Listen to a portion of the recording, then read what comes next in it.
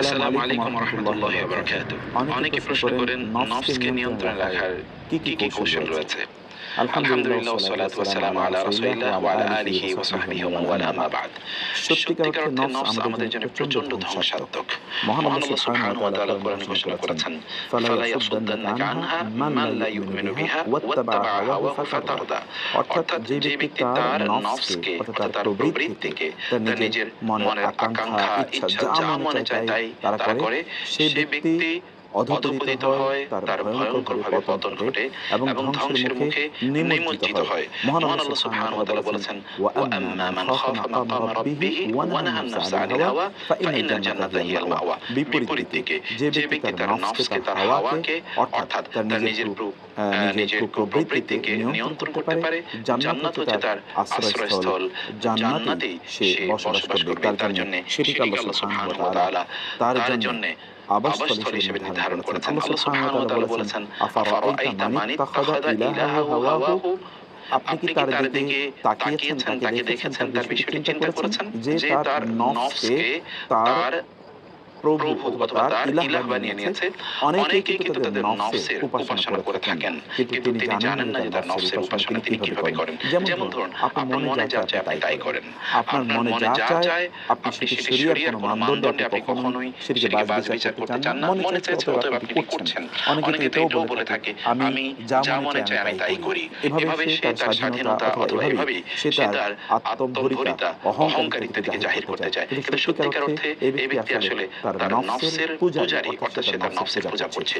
নফসের পূজা থেকে বা নফসের কুমন্ত্রণা থেকে আপনি কিভাবে নিজেকে রক্ষা করবেন, নফসকে কিভাবে নিয়ন্ত্রণ করবেন, সেই কয়েকটি বিষয় কোরআন এবং সুন্নাহর আলোকে আপনাদের সামনে উপস্থাপন করতে চাই ইনশাআল্লাহ। প্রথমত হচ্ছে, নফসকে যদি আপনি নিয়ন্ত্রণ করতে চান তাহলে আপনাকে ফজরের সালাত জামাতের সাথে আদায় করতে হবে। সুবহানাল্লাহ, রাসূলুল্লাহ সাল্লাল্লাহু আলাইহি ওয়াসাল্লাম বলেছেন, যে ব্যক্তি ফজরের সালাত জামাতে আদায় করে সেই ব্যক্তি আল্লাহ সুবহানাহু ওয়া তাআলার জিম্মাদারিতে সারা দিন থাকে। আল্লাহ সুবহানাহু ওয়া তাআলার জিম্মাদারিতে কেউ যদি থাকে তাহলে কি তার নফস কখনোই তাকে কুপথে বা বিপথে তাকে অনুপ্রাণিত করতে পারবে? ইন্নান নাফসা লাআম্মারাতুম বিসুই ইল্লা মান রাহিমা রাব্বি। আমার রব যার উপর রহম করেছে সে ছাড়া প্রত্যেকেই কিন্তু তার নফসের আম্মার অর্থাৎ তার নফস তাকে খারাপ কাজে উদ্বুদ্ধ করে থাকে। অর্থাৎ নফসকে যদি আপনি নিয়ন্ত্রণ করতে চান তাহলে আপনি ফজরে আপনি সালাতটিকে জামাতের সাথে আদায় করুন, ফজর পড়ে ঘুমাবেন না এবং সম্ভব হলে আপনি প্রয়োজনে দুপুরে একটু কাইলুলা করে নেবেন। রাসূলুল্লাহ সাল্লাল্লাহু আলাইহি ওয়াসাল্লাম বলেন, তোমরা দুপুরে কাইলুলা করো, ফাইন্না শায়তানা লা ইয়াকিল। কারণ শয়তান তো আসলে দুপুরে কাইলুলা করে না। শয়তান দুপুরে বিশ্রাম নেয় না। দুপুরে সামান্যতম এতটুকু কিছুক্ষণ 2-4-5 মিনিট 10 মিনিট আধা ঘন্টা কিছুক্ষণ চোখ বন্ধ করে রাখুন। কাইলুলা একদিকে সুন্নাহ পালন হবে, অন্যদিকে আপনার নিজকে আপনি নফসকে আপনি নিয়ন্ত্রণ করতে পারবেন ইনশাআল্লাহ। 2 নম্বর বিষয় হচ্ছে যে আপনি খাবারের পরিমাণ কমিয়ে দিন। দিনে সর্বোচ্চ আপনি 3 বার অথবা তার চেয়ে একটু বেশি খান, কিন্তু খাবারই যেন আপনার একমাত্র কারণ না হয়ে দাঁড়ায় বা একমাত্র আপনি বেঁচে আছেন কেন?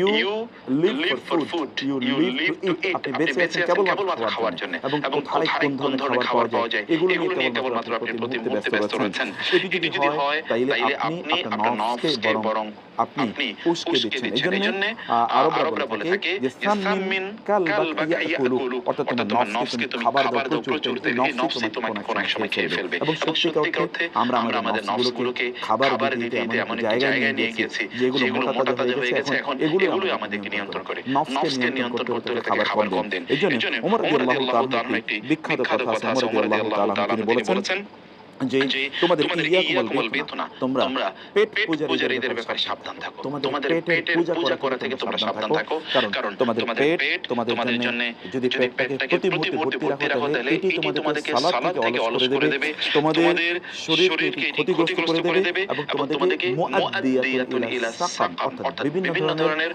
রোগ তোমাদের মধ্যে তৈরি করে দেবে। ওয়া আলাইকুম বিল কসদি ফি কুতিকুম, এবং তিনি বললেন তোমাদের খাদ্য গ্রহণের ক্ষেত্রে তোমরা মধ্যম পন্থা অবলম্বন করো। সেজন্য আপনারা কেবলমাত্র খাবারের জন্যই বেঁচে থাকবেন না, এটি যেন আপনার একমাত্র উদ্দেশ্য না হয়। We eat to live, we don't live to eat, আমরা কেবলমাত্র বাঁচার জন্য খাই, আমরা খাবারের জন্য বাঁচি না। এজন্য হাদিস শেষে রাসূলুল্লাহ সাল্লাল্লাহু আলাইহি ওয়াসাল্লাম বলেছেন, আমরা এমন একটা সম্প্রদায়, আমরা যতক্ষণ পর্যন্ত ক্ষুধা না লাগে ততক্ষণ খাই না, আর যখন খাই তখন একেবারে পেট পূর্ণ করে আমরা খাই না। এটি উম্মাহ মুসলিমের একটি বৈশিষ্ট্য। অতএব এটিকে আপনারা করার চেষ্টা করবেন। তৃতীয় যে বিষয়টি হচ্ছে, ততটুকু হচ্ছে যে প্রতিবেলা যখন যতটুকু খাবার আপনি গ্রহণ করবেন ততটুকুকে আপনি আপনার জন্য যথেষ্ট মনে করবেন এবং সম্ভব হলে একটু কম খাবেন। অর্থাৎ আপনি কেবলমাত্র পেট ভর্তি করে যখনই খাচ্ছেন তখন একেবারে পেট ভর্তি করে খাচ্ছেন। আপনি হয়তো 2 বার 3 বার বা 4 বার এরকমই খাচ্ছেন আপনি।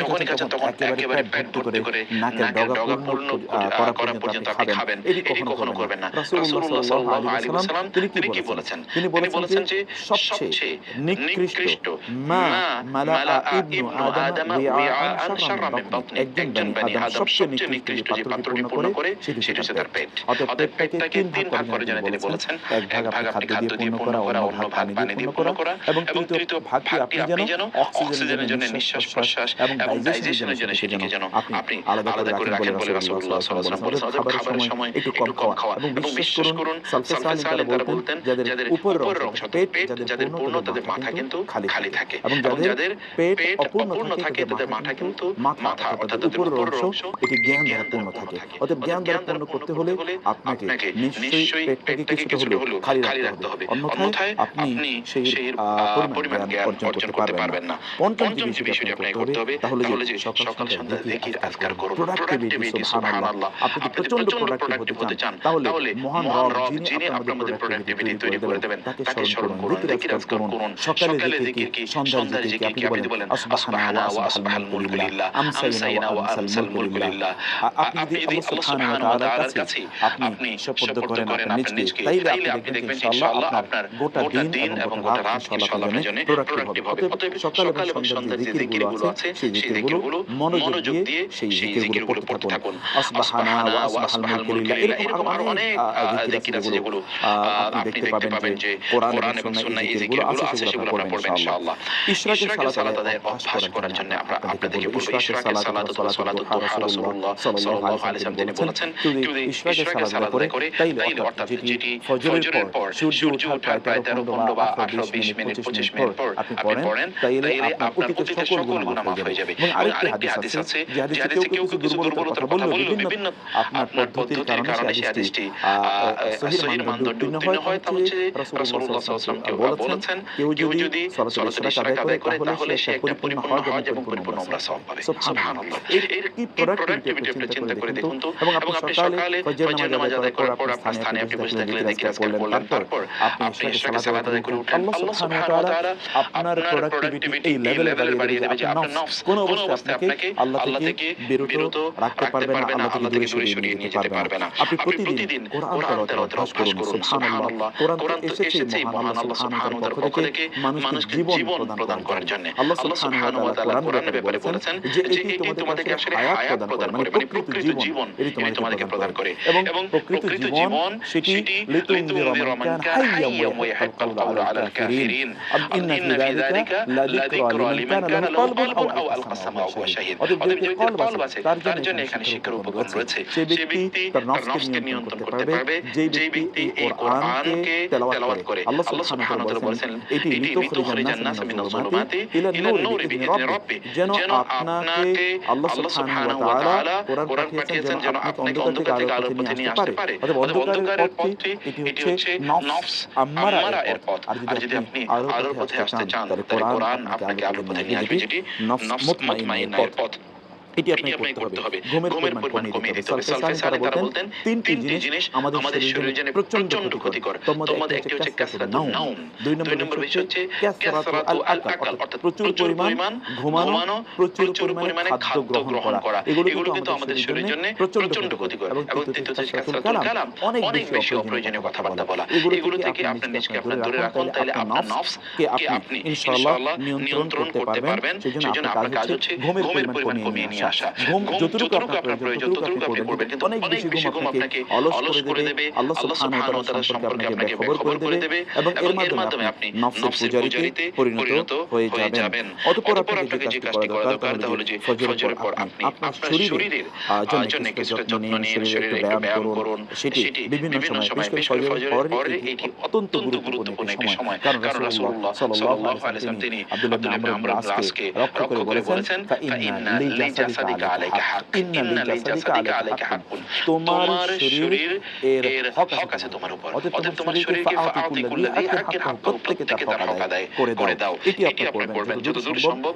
কারণ আল মুমিনুল কাউয়্যু খায়রুন ওয়া আহাব্বু ইলাল্লাহ মিনাল মুমিনিদ যায়ীফ ওয়া ফি কুল্লিন খায়র। রাসূলুল্লাহ সাল্লাল্লাহু আলাইহি ওয়াসাল্লাম বলেন, শারীরিকভাবে একজন শক্তিশালী ইমানদার শারীরিকভাবে দুর্বল ইমানদারের চেয়ে আল্লাহর কাছে অনেক বেশি প্রিয় এবং অনেক বেশি কল্যাণকর। যদি উভয়ের মধ্যে কল্যাণ রয়েছে, অতএব ওয়ালা তা'জাজ ওয়াস্তাঈন বিল্লাহি ওয়ালা তা'জাজ। আল্লাহর কাছে চাও, আল্লাহর কাছে ধর্ণা ধরো, তুমি অক্ষম হইও না। শরীর তোমার অবস্থা যাই হোক না কেন, শরীরকে সুন্দর রাখার জন্য, নিয়ন্ত্রণে রাখার জন্য আপনাকে কসরত করা দরকার। এতে আপনি যখন শারীরিকভাবে সক্ষম থাকবেন তখন শয়তান আর নফস আপনাকে ধোঁকা দিতে পারবে না। দৃষ্টিকে অবনত রাখুন, সুবহানাল্লাহ। চোখের মাধ্যমে কিন্তু শয়তান আমাদের অন্তরে ঢুকে যায় এবং আমাদেরকে ধোঁকা দিতে থাকে। এজন্য আল্লাহ সুবহানাহু ওয়া তাআলা আমাদেরকে নির্দেশ প্রদান করেছেন, কুল্লিল মুমিনিনা ইয়াগুদ্দু মিন আবসারিহিম ওয়া ইয়াহফাযু ফুরুজাহুম। আপনার চক্ষুকে যদি আপনি নিয়ন্ত্রণ করতে পারেন তাহলে আপনার লজ্জাস্থানকে আপনি নিয়ন্ত্রণ করতে পারবেন, ইজ্জত আপনাকে নিয়ন্ত্রণ করতে পারবেন এবং এর মাধ্যমে শয়তান আপনার মধ্যে ঢুকবে না, আপনার নফস আপনাকে ধোঁকা ফেলবে না। রাসূলুল্লাহ সাল্লাল্লাহু আলাইহি ওয়াসাল্লাম বলেছেন, এর নজর হচ্ছে সাহমুন মিন সিহাম ইবলিস আল মাসমুম। ইবলিসের বিষ মাখানো তীরের একটি তীর হলো আমাদের দৃষ্টি এবং এর মাধ্যমে কিন্তু আমাদের অন্তর বিষাক্ত হয়ে যায়। দৃষ্টিকে নিয়ন্ত্রণ করুন। সোশ্যাল মিডিয়াতে খারাপ জিনিস দেখা, ইউটিউবে খারাপ জিনিস দেখা, টেলিভিশনে খারাপ জিনিস দেখা, অথবা পত্র-পত্রিকা দেখা, বিভিন্ন ধরনের ম্যাগাজিন ইত্যাদির মধ্যে দেখা, অথবা বইপত্রের মধ্যে দেখা। এছাড়াও তো রাস্তায় নামলে তা তো দেখা যায়, আপনার কলিগ আছে চারদিকে, আপনি তার সাথে ছুটি আড্ডা দিয়ে বেড়ালেন। এর মধ্যে কিন্তু আপনি নফসের গোলামে বা ক্রিয়াশীলে পরিণত করলেন। নফসকে নিয়ন্ত্রণ করতে হলে আল্লাহ সুবহানাহু ওয়া তাআলা বলেছেন, যালিকা আসকালাহুম। আসকালাহুম, এটি তোমাদের জন্য অতি অধিকতর পবিত্রতর, তোমাদের তাকে পবিত্র করবে। কারণ আপনাকে পবিত্র করলে একজন ব্যক্তি কেবলমাত্র আপনাকে পবিত্র করলে কেবলমাত্র একজন ব্যক্তি সফল হতে পারে। সেটি আপনাকে করতে হবে এবং সোশ্যাল মিডিয়া থেকে আপনি নিষ্ক্রিয় সময় বাঁচিয়ে আপনাকে অন্যদিকে আল্লাহর ইবাদতে, কোরআন তেলাওয়াতে এবং তাসবিহ তাহলিলে অন্য জায়গায় আপনাকে আরো প্রোডাক্টিভ জায়গায় আপনাকে সময় বের করতে হবে। যদি আপনি এখান থেকে সময় কাটেল করে আপনি ভালো কাজে ব্যয় করতে পারেন তাহলে আপনার নফস আপনাকে আর ধোঁকা ফেলতে পারবে এবং আপনি নফসের পূজারীতে পরিণত হবেন না। প্রতিদিন কোরআনের কিছু অংশ হিফজ করুন, যতটুকু হোক না কেন, এক করে হোক।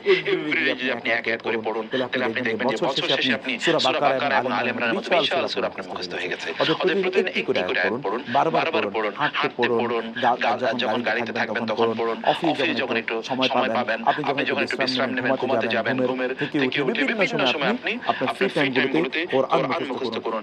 চিন্তা করে দেখুন কিয়ামতের দিন এই কোরআন আপনাকে সুপারিশ করে জান্নাতে নিয়ে যাবে।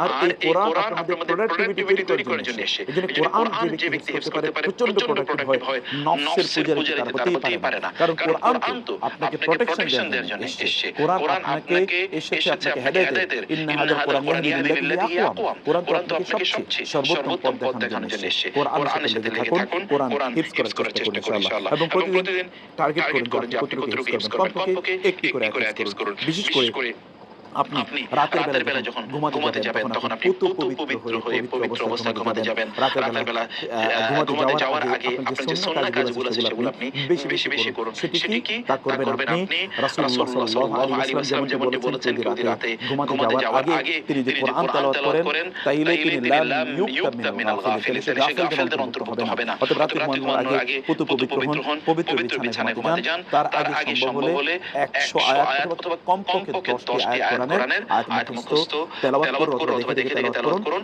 অতঃপর আপনি শুয়ে সেখানে যে তাসবিহ তাহলিলগুলো আছে যেমন কুল হুয়াল্লাহু আহাদ, কুল আউযু বিল ফালাক, কুল আউযু বিন নাস, আয়াতুল কুরসি এবং সেখানে আপনি সুবহানাল্লাহ, আলহামদুলিল্লাহ, আল্লাহু আকবার এই যে তাসবিহগুলো আছে যে তাসবিহ পড়ে আমাদেরকে ঘুমাতে হয় এবং আপনি ঘুমান বিছানায় যাওয়ার যে দোয়াগুলো আছে সেই দোয়াগুলো আপনি পড়ে তারপরে ঘুমাতে যাবেন। তাইলে ইনশাআল্লাহ সূরাতুল বাকারার শেষের দুটো আয়াত আছে, দুটো আয়াত পড়বেন। তাইলে ইনশাআল্লাহ আপনাকে নফসের যে কুমন্ত্রণা আছে এগুলো থেকে ইনশাআল্লাহ এই কোরআনই আপনাকে প্রোটেকশন প্রদান করবে। আল্লাহ সুবহানাহু ওয়া তাআলা আপনাকে প্রোটেকশন প্রদান করবে ইনশাআল্লাহ। সম্ভব হলে প্রতিদিন তাহাজ্জুদের সালাত আদায় করুন। রাসূলুল্লাহ সাল্লাল্লাহু আলাইহি ওয়াসাল্লাম বলেন, জিবরিল আমার কাছে এসেছে এবং বলেছে যে এই তাহাজ্জুদ হচ্ছে শারাফুল লিল মুমিন, মুমিনের জন্য এটি মর্যাদা। এবং রাসূলুল্লাহ সাল্লাল্লাহু আলাইহি ওয়াসাল্লাম তিনি বলেছেন তাহাজ্জুদের সালাত কোন একজন ব্যক্তি যদি আদায় করে তাহলে পরবর্তী দিনগুলোতে তার কতটা কল্যাণ হবে। আপনি কোরআনের দিকে তাকালে সেটি দেখতে পাবেন। আল্লাহ সুবহানাহু ওয়া তাআলা তার রাসূলের ব্যাপারে বলেছেন, ইন্না লাকা ফিন নাহারি সাবহান তাওয়িলা। দিনের বেলা আপনার অনেক কাজ আছে, সেজন্য রাতের বেলা কিছু সময় আপনি আল্লাহ সুবহানাহু ওয়া তাআলার সামনে দাঁড়িয়ে সালাত আদায় করুন। দিনের কাজগুলোকে আল্লাহ সুবহানাহু ওয়া তাআলা আপনার জন্য সহজ করে দেবেন এবং নফসকে নিয়ন্ত্রণ করার জন্য এটি প্রচন্ড গুরুত্বপূর্ণ। কারণ আপনি রাতের বেলা কেউ যখন দেখছেন তখন আপনি আল্লাহর সামনে দাঁড়িয়ে আছেন, আপনার নফস নিয়ন্ত্রণে থাকবে ইনশাআল্লাহ। এজন্য তাহাজ্জুদ গুজাররা কখনোই নফসের কৃতদাসী অথবা নফসের পূজারীতে তারা কখনোই পরিণত হয়নি। এই যে 15টি টিপসের কথা আমরা বললাম, এগুলোকে আপনার প্রতিপালন করুন, লালন করুন, এগুলোকে প্র্যাকটিস করুন ইনশাআল্লাহ। নফসকে আপনি আপনার নিয়ন্ত্রণে রাখতে পারবেন। আর যে ব্যক্তি তার নফসকে নিয়ন্ত্রণে রাখতে পেরেছে তিনি সফলকাম। মহান আল্লাহ সুবহানাহু ওয়া তাআলা আমাদের সকলকে নফসকে নিয়ন্ত্রণে রাখার তৌফিক দান করুন। হাযা সাল্লাল্লাহু সুবহানাহু ওয়া তাআলা নবিয়্যিনা মুহাম্মদ ওয়া আলিহি ওয়া সাহবিহি আজমাইন। ওয়া আসসালামু আলাইকুম ওয়া রাহমাতুল্লাহি ওয়া বারাকাতুহু।